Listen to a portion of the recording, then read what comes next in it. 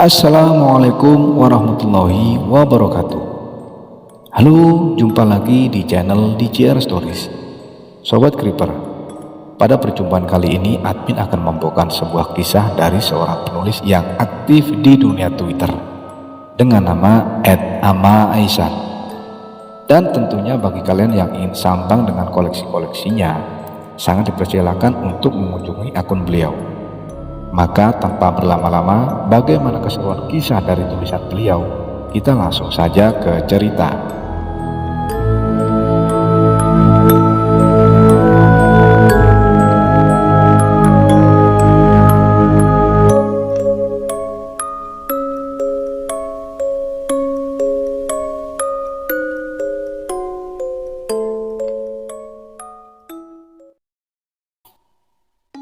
Mas, jangan lupa ya tutup dan kunci pintu sama jendela sehabis maghrib, ucap sang punya kos. Siap bu, ucapku tegas. Baru kali ini aku tinggal di kosan selalu diingatkan untuk tutup dan kunci pintu juga jendela setiap habis maghrib. Mungkin karena daerah sekitar sini banyak maling. Ya tanpa kupikir panjang, sebenarnya jadi aku jalankan saja hal itu setiap hari. Aku memang baru tinggal di daerah sini karena pekerjaanku yang mengharuskan aku dinas keluar kota. Padahal nggak lama, hanya 3 bulan saja. Kosan ini damai, di kota tapi tidak di pinggir jalan. Kosan terdiri dari 2 lantai, namun lantai 2 hanya bisa dipakai untuk menjemur pakaian. Dan yang unik lagi dari kosan ini dikelilingi pohon bambu dan pisang. Juga ada aliran sungai yang tidak begitu besar di bagian belakangnya. Bisa betah kayaknya gua tinggal di sini, ucapku. 2 minggu telah berlalu, semakin hari pulangku semakin larut. Kerjaan semakin banyak, sampai kos jam 11 malam. Duh, panas banget hari ini, keluhku. Ku pegang slot kunci jendela. Ku buka dulu biar ada angin masuk. Nanti juga sebelum tidur gua tutup lagi. Angin pun masuk dan aku ketiduran. Tolong, tolong. Suara lirih itu membangunkanku dari tidur. Namun ketika kulihat sekeliling tidak ada siapa-siapa. Astaga, jendela belum ditutup, ucapku agak panik sambil aku mengecek dompet, laptop, dan handphoneku. Dan aku segera menutup jendela. Aman, gak ada maling juga, ucapku sambil ketawa. Dan aku melanjutkan untuk tidur. Soalnya kamar kosan sudah terasa jauh lebih segar dari sebelumnya. Dan aku terbangun keesokan harinya dengan badan kurang enak. Mungkin masuk angin. Mas, kok mukanya pucat, ucap teman kantorku. Iya nih, masuk angin kayaknya gua, ucapku sambil mijat-mijat kepala. Dan akhirnya izin pulang cepat, karena semakin sore, badan semakin berat dan kepala terasa pusing. Pak, berhenti di sini ya, ucapku kepada Kang Ojek. Yakin di sini mas, ucap Kang Ojek. Iya pak, ini kosan saya, tegasku.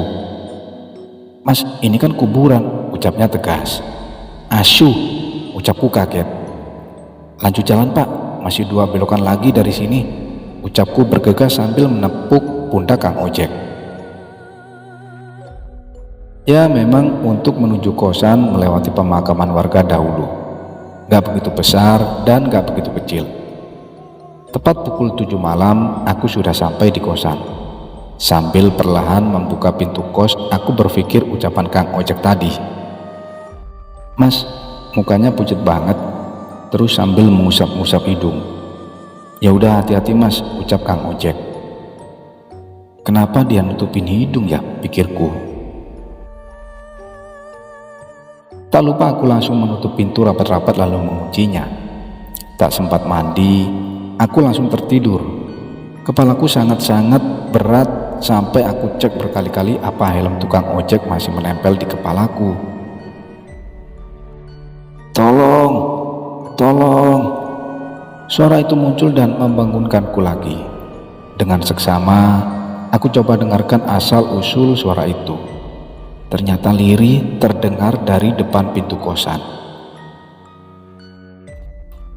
Pukul 1 malam, siapa sih yang minta tolong? Keluhku. Maka tanpa pikir panjang aku coba tengok melalui jendela. Dan tidak ada siapapun di sana. Aneh, apa ini trik pencurian yang baru ya? Pikirku. Aku berpikir seperti itu karena pasti ada saja cara orang lain untuk berbuat kejahatan di zaman modern ini.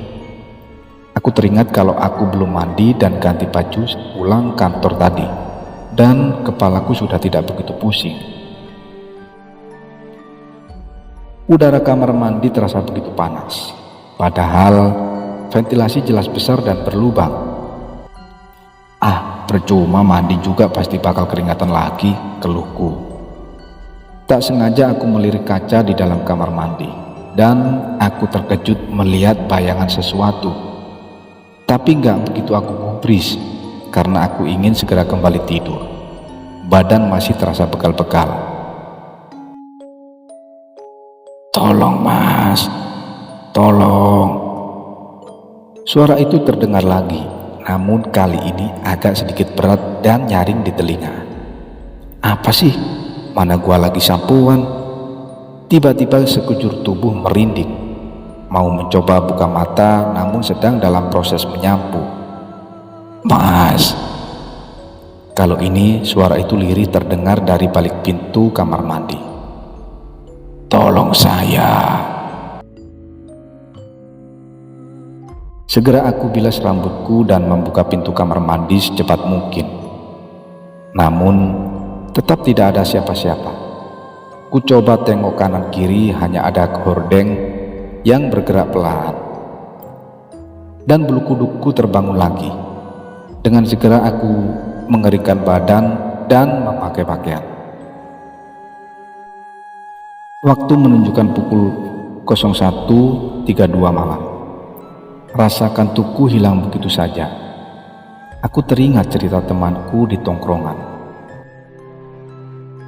Friend, di kampung gua lagi ada teror pocong keliling. Asli, setiap jam 7 malam gak ada yang berani keluar rumah. Takut gua juga, ucap temanku di tongkrongan 1 bulan lalu. Aku berpikir, masa iya ada hal seperti itu? Ini kan beda kampung, jauh pula. Gak mungkin juga ada hal-hal kayak gitu, pikirku. Ada. Seketika aku loncat dari lemonanku dan langsung mengambil posisi duduk melihat kanan kiri. Mas, tolong saya ada. Suara itu terdengar lagi dari balik pintu kos. Tak kugubris, aku tarik selimut menutupi seluruh tubuh dan mencoba untuk tidur. Mas, tolongin saya. Suara itu semakin nyaring dari luar selimutku. Badanku bergetar hebat. Keringat bercucuran, mataku terpejam, paksa sehingga aku ketiduran. Mas, bangun mas. Suara yang membangunkanku ini terdengar tidak asing. Mas, bangun, ucap ibu kos. Langsung aku bangun, melihat jam yang sudah menunjukkan pukul 8 pagi. Dan segera melihat sosok ibu kos yang berdiri di depan pintu. Ini pintu nggak ditutup, ucapnya. Langsung segera ku jawab, saya tutup bu, bahkan saya kunci, ucapku tegas namun panik. Saya bangunin kamu karena pintu ini kebuka lebar. Saya bukan takut ada maling, tapi ada apa? Seketika ibu kos berhenti berbicara. Ya udah nanti siang ke rumah saya, lanjutnya. Tapi bu, saya harus kerja. Baru pulang paling cepat sehabis maghrib, ucapku. Ya sudah, terserah kamu, ucapnya keras sambil menutup pintu kamar kosku. Aku bingung. Segera aku mandi dan bergegas ke kantor dengan beratus pertanyaan di kepala. Makin pucet aja lu mas, ucap teman kantorku. Iya mas, mending istirahat aja, mumpung lagi gak banyak kerjaan, timpal teman kantorku yang lain. Iya nih, gue gak enak badan. Habis makan siang, gue balik dah, ucapku lemas. Apa gue ke rumah ibu kos aja ya, pikirku. Setelah itu, permisi bu, sambil mengetuk pintu rumah ibu kos yang gak jauh dari rumah kosanku. Syukurlah kamu datang mas, ucap ibu kos setelah membuka pintu rumahnya. Ya, rumahnya sangat sederhana sekali dengan nuansa Jawa yang lumayan kental. Duduk mas, ucapnya di ruang tengah. Mas ini bandel ya, kan sudah saya ingatkan untuk menutup pintu jendela ketika matahari terbenam, ucapnya pelan. Bu, kemarin saya ingat sebelum mandi saya tutup rapat semua pintu jendela bu, ucapku tegas. Yakin? Sebelum kamu mandi? Tanyanya ragu. Saya cuma buka jendela doang bu, sedikit, timpalku agak gemetar. Aduh, kan sudah saya bilang, ucapnya kesal. Tapi kan bukan pintu bu, timpalku. Kan sudah saya bilang, pintu dan jendela ditutup rapat mas, ucapnya lemas. Ya, tapi kenapa bu? Maling? Toh barang-barang saya nggak ada yang hilang, timpalku. Bukan, tapi Mbah Ewok, bisiknya lirih. Hah? Mbah Ewok? Siapa tuh? Tanyaku kaget. Aduh, saya sebenarnya gak mau cerita ini ke mas, tapi biar yang nge-follow mas tahu jalan ceritanya. Kayaknya memang harus saya ceritakan, ucap ibu kos. Aduh, panjang gak bu? Timpalku. Ya lumayan. Mau saya ceritakan kejadian sekarang apa dari awal? Tanyanya. Mbah Ewok itu dukun. Dia udah lama tinggal di sini. Ada yang bilang sudah ratusan tahun, tapi saya nggak percaya. Soalnya dia kelihatan seperti pria parubaya biasa, ucap ibu kos. Terus rumahnya di mana bu? Tanyaku. Kamu tahu kuburan sebelum kampung ini? Tanyanya. Kuburan? Tanyaku. Sempat teringat kemarin aku naik ojek dan berhenti di sana. Kuburan yang belakangnya hutan itu? Tanyaku. Iya, bener. Kamu sudah lihat kan? Gak begitu jauh dari sini. Nah, rumahnya ada di hutan itu, ucapnya lirih. Kok ibu bisa tahu? Tanyaku. Iya, dulu ibu, almarhum suami dan warga pernah ke sana bersama-sama untuk menangkap Mbah Ewok yang sudah meresahkan warga desa semenjak dulu. Tapi ucapnya sedih. Hah? Meresahkan? Tapi kenapa bu? Tanyaku penasaran. Saya ceritakan kronologisnya ya, biar mas tahu. Kamu tahu kampung Pocong mas? Tanya ibu kos. Hah? Kampung Pocong? Tanyaku semakin heran. Iya, kampung Pocong yang ada di salah satu gunung daerah Jawa Tengah. Mbah Ewok berasal dari sana, ucapnya. Ibu tahu dari mana? Tanyaku. Jadi, dulu di sini ada orang pintar juga, namanya Abah Edi. Abah Edi itu orang baik. Dia selalu bantu warga yang kena serangan gaib begitu, seperti kerasukan dan ketempelan. Suatu hari warga di sini sering didatangi pocong setiap malam. Beberapa warga seperti terhipnotis, berjalan keluar malam hari sambil mengikuti pocong itu ke arah kuburan dan masuk ke dalam hutan. Ada yang selamat dibantu Abah Edi dan warga lainnya, tapi ada juga yang tidak, seperti suami saya. Hah? Suami ibu? Tanyaku kaget. Iya, suami saya tidak berhasil diselamatkan. karena saat itu Abah Edi pun sudah tiada, ucapnya sedih. Abah Edi juga jadi korban, tanyaku serius. Iya mas, demi melawan dia dan pasukan pocongnya. Aku hanya bisa melungu sambil melihat mata ibu kos yang mulai bergelembang air mata. Maaf bu, saya turut berduka cita, tapi bisa ibu lanjutin ceritanya? Tanyaku walau aku tahu ini nggak sopan. Iya nggak apa-apa mas, saya paham. Aku mengangguk sambil merinding. Singkat cerita, aturan itu dibuat ketika Abah Edi meninggal, dan itu pesan Abah Edi kepada warga pada perjumpaannya yang terakhir kali. Begitu pula asal muasal Mbah Ewok adalah hasil penerawangan Abah Edi. Setelah kepergian Abah Edi, warga di sini semakin diganggu oleh pocongnya Mbah Ewok. Jadi hingga saat ini belum ada yang bisa ngalahin Mbah Ewok, sehingga teror ini masih berlanjut sekarang. Saya pun kaget ketika pintu masuk kebuka tapi mas masih ada di dalam kosan. Ya kaget dan bersyukur juga sih, ucapnya sambil senyum. Hah? Emang kenapa bu? Kan sudah saya bilang, biasanya yang lalai itu jadi korban. Mayat mas pasti ditemukan di hutan-hutan dengan dibalikan kafan, badan terkubur namun kepala tidak, ucapnya tegas. Jangan gitu dong bu, kan saya jadi takut timpalku.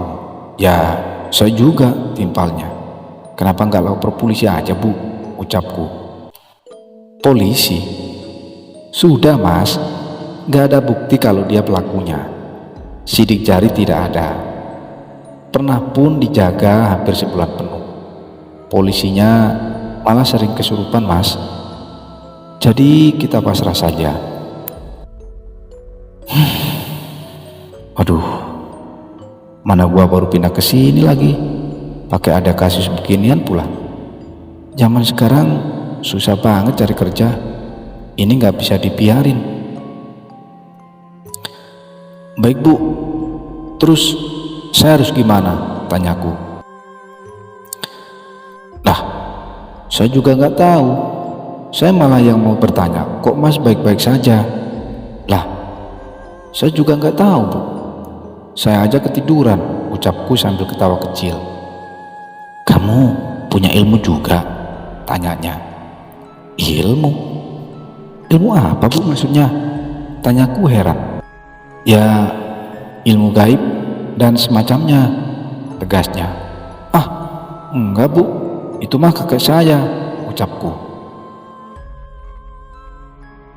Ya, kakek gua juga dulu terkenal di kampungnya, ahli ilmu kanuragan gitu, dan bantuin warga juga, persis Abah Edi. Tapi nggak diturunin ke bokap. Bokap gua nggak mau punya ilmu begitu. Kebetulan bokap gua anak sulung juga, jadi nggak diwarisin. Tapi kakek punya satu murid, Om Fahmi, ucapku. Hah? Apa mas? Siapa itu? Tanya ibu kos. Enggak bu, enggak apa-apa. Ya udah bu, saya izin pamit dulu ya. Masih mau istirahat, masih kurang enak badan, ucapku pamit. Iya, ingat pintu dan jendela, ucapnya tegas. Siap bos, celutukku. Halo Om, posisi di mana? Ucapku dalam telepon. Jadi Om Fahmi ini sahabatnya bokap, deket banget juga sama kakek gua. Dia berguru sama kakek, mungkin hampir semua ilmu yang kakek punya diturunin ke Om Fahmi. Halo Halid. Ya kenapa? Sapa Om Fahmi lembut. Gimana kabar Om? Sehat? Tanyaku. Alhamdulillah sehat Liv. Kamu gimana? Bapak ibu sehat? Tanyanya. Sehat semua Om, alhamdulillah. Om, besok ada di rumah nggak? Halid mau mampir ke rumah Om, tanyaku. Ada kok, habis asar Om sudah di rumah, jawabnya girang. Besok libur, gua mau mampir ke rumah Om Fahmi dan coba gua tanyain tentang ini semua. Tapi gua harus selamat lewatin malam ini. Apa gua nginep di rumah ibu kos aja ya? Jangan deh, dia kan janda, pikirku. Ya udah, gua nggak bakal tidur, tegasku dalam hati. Allahu Akbar, Suara azan maghrib berkumandang dan gua langsung tutup rapat-rapat pintu serta jendela kamar kos gua. Asli, gua baru sadar ternyata yang kos di sini itu cuma gua sendirian. Pantes sepi banget. Kan gua kira gua berangkat ke bagian dan datang kemalaman, jadi gua nggak sempet interaksi dan lihat-lihat yang lain. Ternyata emang cuma gua doang. Kampret. Gua udah siapin bekal buat nanti malam kalau gua kelaparan dan gak harus keluar rumah. Mas, sebentar, ucapku. Kali ini gua hafal suaranya. Ya, suara ibu kos. Tapi ngapain dia datang maghrib-maghrib gini? Kenapa, Beb? Pas gua buka gorden jendela ternyata nggak ada siapa-siapa. Bulu kuduk langsung berdiri tegak. Perasaan mulai nggak enak. Untung aja nggak langsung buka pintu. Halo Om, tolong Halid Om. Dengan paniknya gua langsung telepon Om Fahmi. Waalaikumsalam. Udah kamu nggak usah panik.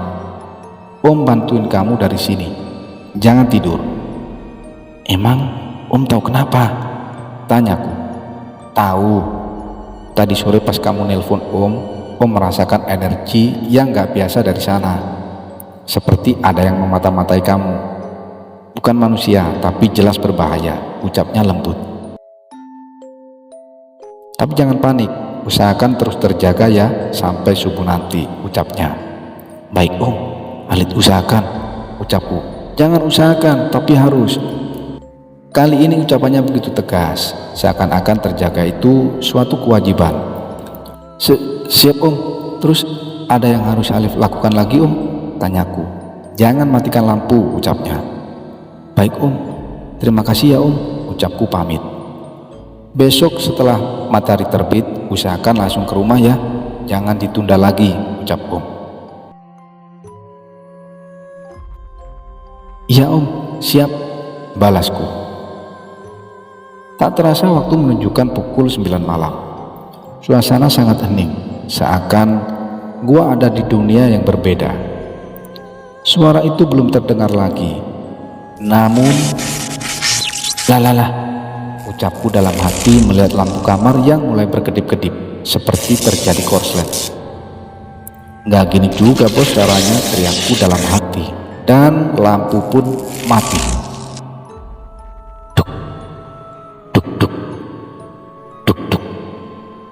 Suara hentakan itu terdengar dari arah pintu kosan.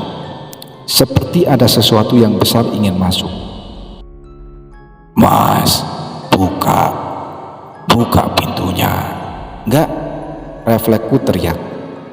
Tiba-tiba hening dan lampu kembali menyala. Kulirik jam dinding, berharap waktu berputar cepat. Tapi di sana baru menunjukkan pukul 19:15 malam. Ya, baru 15 menit, keluhku.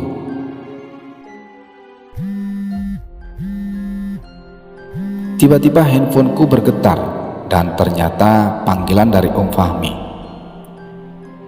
Assalamualaikum Liv, Sherlock sekarang, ucapnya. Waalaikumsalam, siap Om, segera, ucapku. Perjalanan lumayan panjang. Kemungkinan Om Fahmi sampai di sini sekitar jam 12 malam. Gua merasa nggak enak banget ngerepotin beliau, tapi nyawa gua juga dalam bahaya. Dan tak lama kemudian lampu kembali mati. Mas, tolong. Kali ini suaranya jelas berbeda, agak berat dan serak. Ya, kali ini asalnya dari dalam kamar mandi. Mas, suara itu semakin kencang terdengar di telinga ini. Nggak woi, gua nggak mau timpalku. Tiba-tiba pintu kamar mandi terbuka. Gua nggak percaya apa yang gua lihat. Ini pertama kali gua lihat sosok pocong jelas di depan mata gua. Bukan kaleng-kaleng, badan terasa kaku dan mulut nggak bisa mengucap sepatah kata pun. Gua cuma bisa diam. Mas, suaranya sangat berat, serak mengintimidasi. Liv, Alif, bangun. Ini Om Liv. Guncangan dan sapaan itu ngebangunin gua. Dan ternyata gua nggak terjaga. Sebentar, ini astaga. Astagfirullah Liv, bukan astaga, ucapnya lembut. Ya, gua bangun di gerbang kuburan. Om, kenapa Alif bisa ada di sini? Tanyaku. Tadi kamu jalan kok, tapi diiringi beberapa pocong dan satu pocong besar dengan mata merah, ucapnya pelan. Gua bingung, kepala masih sakit dan berat, badan juga lemes nggak karuan. Untung Om datang tepat waktu dan kamu nggak dibawa sama mereka, ucapnya sambil menunjuk ke hutan. Kamu pasti bisa lihat yang gede itu, tunjuknya. Iya Om. Alif lihat, ucapku gemetar. Ya udah, sekarang kita balik dulu ke kosanmu, lalu berangkat ke rumah Om. Banyak hal yang mau Om bicarakan. Udah jam 12 lewat, ucapnya tegas. Hah? Jam 12? Baik Om, timpalku. Setelah membawa benda berharga dari kos, kita berangkat. Adzan subuh berkumandang, bertepatan dengan tibanya di rumah Om Fahmi. Kamu mandi dulu, sholat terus temuin Om di halaman belakang ya, ucapnya. Gua lupa kapan terakhir gua sholat. Mungkin ini jalan gua untuk tobat. Setibanya di halaman belakang, Om Fahmi sudah nungguin di sebuah gazebo dengan duduk bersila, menggunakan pakaian seperti kiai, dan beliau melihat gua senyum. Sini Liv, duduk sini, sapanya. Om, Tante Riri sama Lika masih pada tidur, tanyaku. Tante Riri adalah istri Om Fahmi dan Lika adalah anaknya. Cantik, dia di bawah gua 1 tahun. Tipe-tipe gua sih, tapi gua udah anggap kayak adik sendiri. Oh, mereka lagi main ke sepupu Om dari maghrib kemarin sampai minggu nanti, jawabnya. Liv, Om gak bisa lakuin ini sendirian. Hah? Maksudnya gimana Om? Tanyaku penasaran. Iya, mungkin ini waktunya juga buat balikin ilmu kakekmu pada jalurnya, kepada pemiliknya, sama turunannya, ucapnya tenang.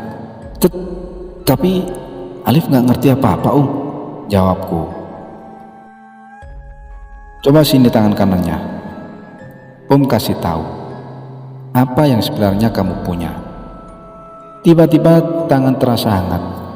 Mataku otomatis terpejam dan muncul cahaya hijau terang. Semakin terang dan... Apa itu Om? Tanyaku. Apa yang kamu lihat? Cambuk, selendang hijau, dan kakek, jawabku. Bagus, ucapnya. Mulai detik ini hingga minggu sore, Om bakal banyak ajaran kamu apa yang kakekmu pernah ajarin ke Om, ucapnya. Ini ilmu leluhurmu, pasti cepat kamu belajar dan menguasainya. Kita harus selamatkan warga kampung sana, ucapnya tegas. Kita sebagai orang yang mampu dan bisa mempunyai tugas untuk membantu, ucapnya tegas. Jangan takut, Allah Subhanahu wa Ta'ala bantu kita. Adzan asar berkumandang. Sudah minggu sore, gua dan Om Fahmi bergegas balik ke kosan. Nggak lupa gua menyapa Tante dan juga Lika. Mas Alif, sapa Lika. Ih, Lika baru datang, kok Mas Alif udah pergi, ucapnya manja. Mas besok kerja Lika, nanti juga main kesini lagi kok, jawabku. Ah, Mas Alif WHP, timpalnya. Haha, ya udah Mas Alif berangkat dulu ya, ini sama papa kok, pinjem dulu ya papanya, ucapku bercanda. Buset, Om kebut banget bawa motornya, ucapku. Pas kan sebelum maghrib udah nyampe, ucap Om Fahmi. Iya juga, tadi siang kita usahain bisa sampai kosan sebelum maghrib, biar kita bisa maghriban di kosan. Pukul 5:45 sore. Om, bentar lagi azan, ucapku. Ya, ini Om mau wudhu, habis itu kamu juga ya, ucapnya. Gak mandi aja Om, timpalku. Ya boleh, tapi udah azan harus udah selesai ya mandinya, ucapnya. Gak yakin, ya udah wudhu aja deh, jawabku dengan cengengesan. Allahu Akbar, Allahu Akbar. Adzan maghrib tiba. Allahu Akbar, Allah. Yulif, kita berangkat, sapa Om Fahmi sambil berangkat. Hah? Berangkat kemana Om? Tanyaku. Rumah siapa tuh yang kamu ceritakan kemarin? Tanyanya. Hah? Rumah Mbak Ewok? Tanyaku. Iya, ucapnya lembut. Ya, yakin Om, kan kemarin rencananya kita mau nungguin aja, ucapku. Kalau nunggu yang datang cuma peliharaannya saja dan gak bakalan habis-habisnya, ucapnya sambil beranjak membuka pintu kosan. Ayo, bismillah, ucapnya keluar kamar. Tungguin Alif Om. Jalan kaki nih Om, tanyaku. Iya, biar pas nyampe rumahnya jam 12-an, jawabnya. Kan deket Om, cuma 2 belokan doang dari sini, ucapku. Haha, udah jalannya nurut sama Om aja, bujuknya. Oke deh Om, keluhku. Maksud gua biar kalau kabur bisa cepet gitu. Sebelum masuk gerbang makam nanti, baca bismillah dulu, sama doa yang udah Om ajarin kemarin ya, ucapnya. Iya Om, bismillah. Gua nggak berani lihat ke depan, gua selalu nunduk, lihat belakang kaki Om Fahmi. Gua nggak mau ngelihat yang macem-macem. Ini juga di belakang gua kayak ada yang ngikutin. Kok dari tadi gua nggak lihat batu nisan, kan gua udah masuk gerbang kuburan. Om, nggak nyasar kan Om? Tanyaku takut. Enggak, kita udah masuk ke alamnya, jawabnya. Hah? Gimana Om? Tanyaku kaget. Makanya jangan nunduk terus, timpalnya. Kok Om tahu ya gua nunduk? Cahaya bulan menyinari jalan yang semakin gelap. Otomatis gua ambil handphone untuk nyalain senter. Gak ada sinyal sama sekali. Kanan kiri hutan bambu. Om, ini di mana? Tanyaku. Ini alam gaib yang diciptakan Mbah Ewok Liv. Makanya Om bilang kita akan sampai jam 12-an. Boleh lihat kanan kiri tapi jangan kabur. Kaget mah masih boleh, canda Om Fahmi. Semenjak aku udah gak nunduk, gua lihat kanan kiri dan banyak bayangan hitam berkelebat. Anehnya gua gak takut, padahal gua gak tahu itu apa. Tahan sedikit, sebentar lagi kita akan sampai. Gua ngerasain ada perbedaan suhu atau apalah itu. Dari tempat yang tadi gelap, sekarang jauh lebih dingin. Gak begitu jauh, di depan sudah terlihat rumah kayu yang sudah bobrok, seperti kandang sapi dengan obit di kedua sisi depannya. Itu rumahnya ya? Tanyaku.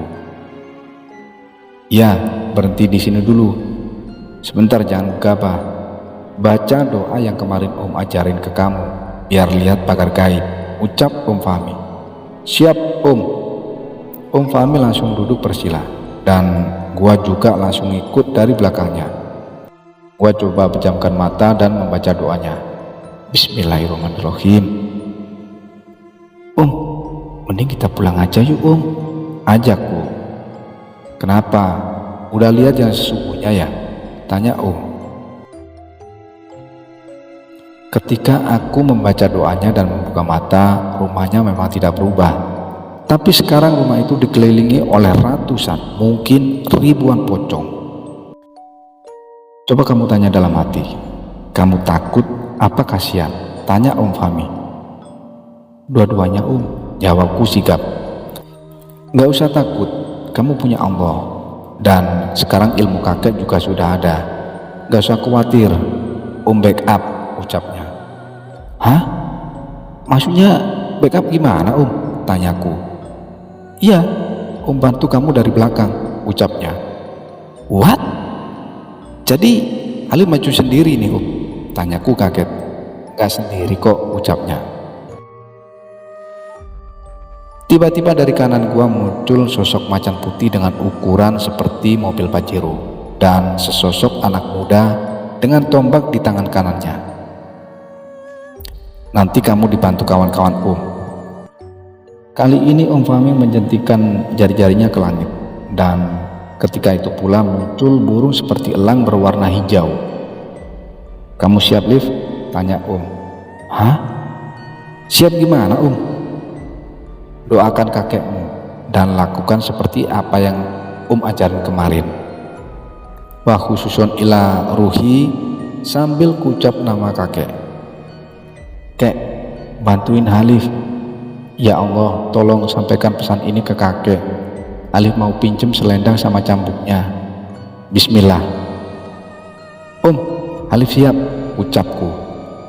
Alhamdulillah, kamu fokus untuk masuk ke dalam rumahnya ya Alif. Macan elang dan anak muda itu sudah duluan menggempur di area depan. Gua berusaha untuk mencari celah masuk tanpa harus baku hantam sedikit pun. Om Fahmi fokus duduk bersila di belakang. Gua harus terus maju. Cambuk ini gerak sendiri, mengelilingiku, menghantam pocong yang mendekat. Kali ini di depan gua ada 3 pocong. Sepertinya beda dari yang lain. Kafannya merah darah, begitu pula dengan matanya. Gua takut, tapi udah kepalang tanggung. Beberapa langkah lagi, udah nyampe depan rumah Mbak Ewok. Tatapan mereka bikin gua berhenti melangkah. Salah satu dari mereka terbang maju mendekat. Namun cambuk itu bergerak otomatis dan langsung menghalau pocong itu satu persatu.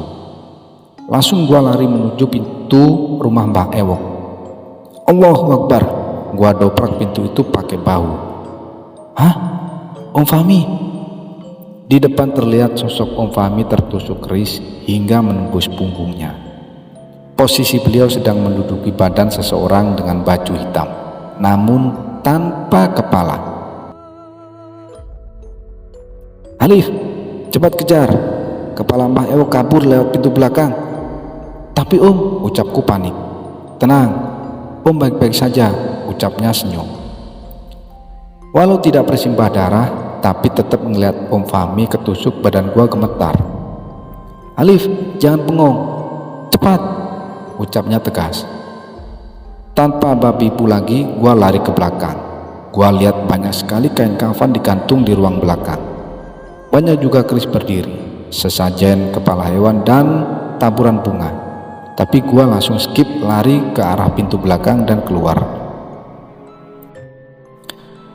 Aku mengikuti jejak tetesan darah yang ada di tanah dan berujung di sebuah goa. Baru sampai di gerbang aja udah bikin sesak nafas. Udara semakin dingin di luar. Semakin sesak, gua coba lihat kanan kiri dan belakang. Sepertinya aman, gak ada sosok pocong yang ngikutin. Gua harus masuk dan gak boleh menyia-nyiakan perjuangan Om Fahmi sejauh ini. Duh, Om Fahmi aman gak ya? Pikirku sambil perlahan masuk ke dalam gua. Semakin masuk gua, semakin dingin udaranya, semakin gelap. Cahaya dari flashlight handphone juga nggak begitu berpengaruh. Gua cuma bisa lihat tetesan darah di bawah, clue sebagai jejak, tapi nggak bisa lihat pandangan jauh di depan. Ada jam scare nggak ya? Ya Allah, ucapku dalam hati. Perlahan gua jalan ikutin darah yang ada di tanah. Gua coba senter ke depan dan gelap banget, kayak nggak kelihatan ujungnya di mana. Bulu kuduk tiba-tiba merinding mendengar seperti hembusan nafas di tiap kanan kiri dinding gua. Yap, gua lihat ada apa di sana dan pengen teriak gua nggak bisa. Cuma bisa lihat sosok banyak pocong menempel di dinding goa. Mereka diam tak berkutik. Gua nggak boleh ngeluarin suara sedikit pun. Gua harus tenang, ucapku dalam hati. Perlahan gua maju dan melihat tetesan darah yang jatuh dari langit-langit goa. Astagfirullahaladzim, ucapku dalam hati. Gua lihat di atas ada sosok kepala sedang berputar sambil entah membaca apa, mungkin mantra. Tapi saking cepat gua nggak tahu apa yang dia ucapin.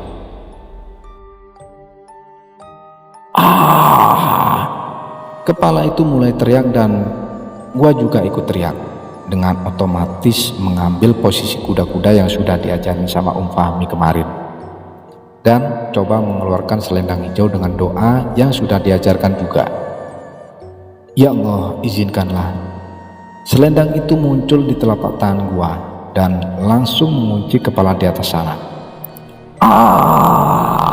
Kepala itu diam dililit selendang hijau dan jatuh ke bawah. Lah, terus ini gimana?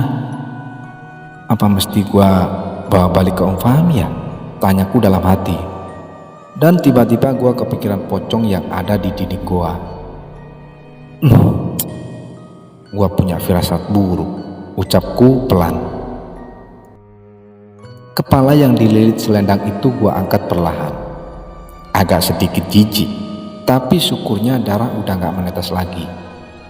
Gua coba perlahan balik badan untuk menuju pintu keluar gua. Nah kan, apa gua bilang juga, keluhku. Bener aja, pocong itu pada bangkit dan berjajar seperti upacara. Gua kan masih ada cambuk. Bismillah. Bismillah. Bismillah. Cambuknya nggak keluar. Dan gua hanya bisa terdiam terpaku. Dengan tangan kiri mendekap kepala Mbah Ewok, tangan kanan seperti mengemis. Gua ketakutan setakut-takutnya. Gua ingat pesan Fahmi. Takut itu sama Allah, bukan sama setan. Ya emang sih, tapi kalau posisinya begini gimana? Gua nggak tahu harus gimana lagi. Akhirnya gua mengambil posisi bersila, lalu berzikir seperti apa yang dilakukan Fahmi. Panas, panas. Kepala Mbah Ewok yang ada di pangkuan gua juga bergerak tapi tidak mengeluarkan suara. Dan akhirnya satu persatu pocong yang upacara itu berubah menjadi cahaya merah lalu menghilang. Dan gua bergegas keluar dari dalam gua untuk sesegera mungkin bertemu Fahmi. Nggak kerasa gua berlari dan sampai di belakang rumah Mbah Ewok. Keris-keris yang tadinya berdiri sekarang sudah pada rebahan. Dengan cepat gua menuju di mana ruang Fahmi berada. Om, Alif udah dapat kepalanya, ucapku sedikit berteriak. Gua lihat Fahmi sedang bersila dengan bajunya yang sudah diikat untuk menutupi bekas luka tusukan keris. Om, nggak apa-apa kan? Tanyaku khawatir. Nggak apa-apa, ini mah biasa Liv, ucap Om dengan santai. Mana kepalanya? Taruh sini, ucapnya. Badan Mbah Ewok sudah terlilit kain warna putih dengan banyak bertuliskan huruf Arab. Badannya kurus, kaku dan pucat. Kepala yang terlilit selendang hijau kini sudah dipegang Om Fahmi, dan beliau langsung memejamkan mata sambil membaca doa. Ditaruhlah kepala itu di atas dada Mbah Ewok. Allahu Akbar, teriak Om Fahmi. Seketika badan itu berubah menjadi abu, persis seperti abu gosok hasil pembakaran kayu yang cukup lama. Alhamdulillah, ucap Om Fahmi, dan gua masih bengong. Kok bisa jadi abu, Om? Tanyaku. Kan dia udah bukan manusia seutuhnya, Liv, tanya Om Fahmi sambil melepas bajunya. Dan gak ada bekas luka tusukan sama sekali.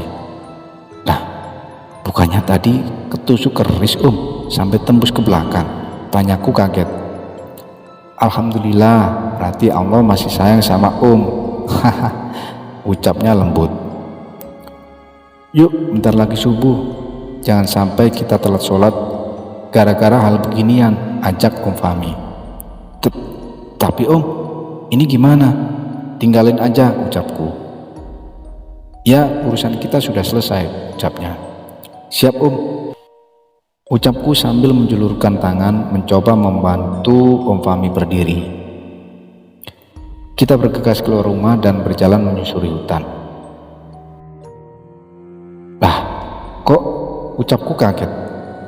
Nggak sampai 5 menit berjalan, gua udah lihat batu nisan berjejer di depan mata. Gua nggak mau nanya lagi ketika melihat Om Fahmi tersenyum. Iya, alam gaib iya, ucapku dalam hati. Sesampainya di gerbang makam, adzan subuh sudah berkumandang. Dengan segera kita kembali ke kosan. Hari ini kerjakan? Tanya Om Fahmi. Enggak dulu Om, jawabku. Ya udah, Om pamit ya. Sisanya kita berkabar lewat telepon aja. Om juga mesti kerja ini. Aduh, ucapnya. Siap Om, makasih Om ya, ucapku. Santai, tugas bersama, next bantuan Om lagi ya, ucapnya. Siap Om. Hehe, balasku. Santai, kan tadi pas sholat subuh udah bersih-bersih badan, ucapnya. Hehe, ya Om, timpalku. Oke deh, Om pamit ya. Assalamualaikum. Waalaikumsalam, jawabku. Alhamdulillah. Terus sekarang gua harus kayak gimana? Gua harus siap-siap berangkat kerja lagi. Aduh, Senin pasti sibuk banget ini. Mas, kok pintunya nggak ditutup lagi dari semalam? Ah, Bu, nggak apa-apa Bu, udah aman sekarang. Hah? Tahu dari mana kamu? Pulang kerja, saya nanti mampir ke rumah ibu untuk cerita semuanya ya Bu, ucapku. Alhamdulillah kerjaan gak banyak, dan gua bisa tidur di musola dari zuhur sampai pulang kantor. Tenang, gua udah izin sama atasan. Kerjaan juga udah selesai kok. Assalamualaikum Bu, ini Halif. Oh, masuk Mas. Dan di situ gua cerita semuanya sambil melihat wajah ibu kos yang kaget. Akhirnya ibu kos melapor ke Pak RT, Pak RW, mengumpulkan warga dan mengecek ke dalam hutan, serta melapor polisi untuk membantu merapikan semuanya. Dan sosok Mbah Ewok sudah tiada, menjadi abu. Begitu pula dengan pasukan pocongnya. Cerita pun selesai.